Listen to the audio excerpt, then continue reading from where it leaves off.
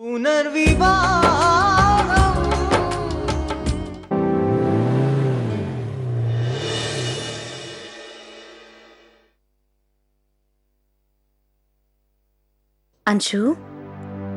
నీకు మీ నాన్నమ్మ అంటే చాలా ఇష్టం కదా?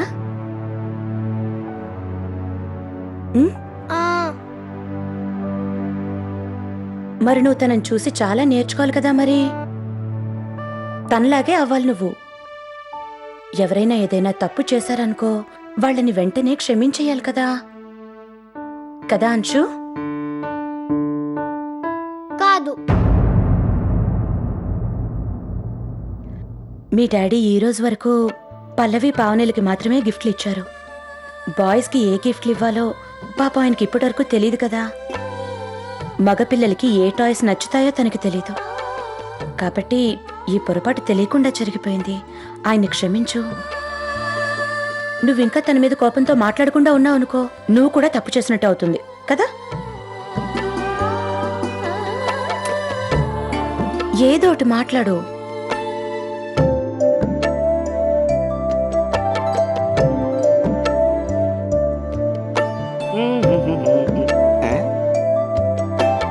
నేనా? ఇది అంశుకివ్వు. కానీ బాబు, అంశు బాబు తను ఇక్కడే.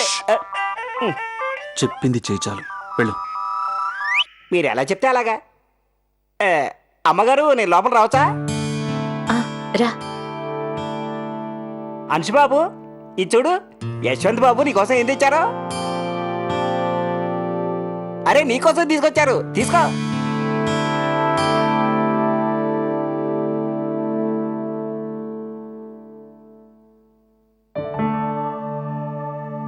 దీన్ని ఓపెన్ చేయనా?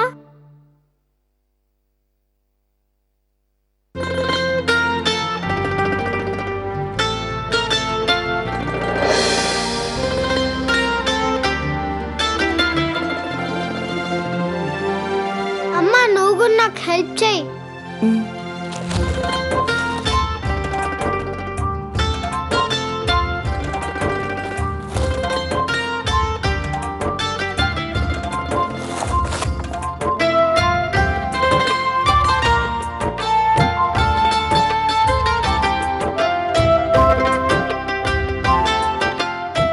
వావ్ అమ్మా, నాన్న నా కోసం టాయ్ గన్ తీసుకొచ్చారు.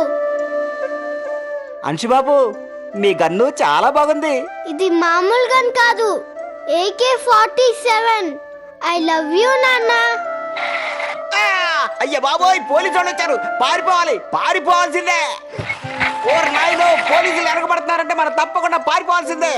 అయ్యో అయ్యో వద్దయ్యో, అబ్బో నీ దండం పెడతాను. అబ్బా, కాల్చొద్దు, చచ్చిపోతారేమో. అబ్బో అబ్బో వద్దు. అబ్బో, పోలీసు వాళ్ళతో అస్సలు పెట్టుకోకూడదు.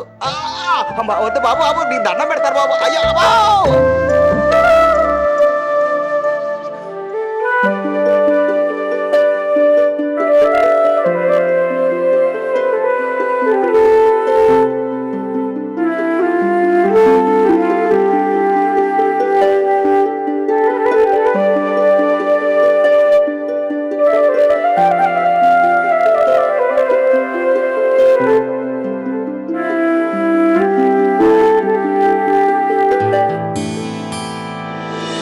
అంశు కోపం తగ్గించడం కోసం యశ్వంత్ గారు పాపం ఇంత రాత్రిపూట గిఫ్ట్ కొనడానికి వెళ్లారు.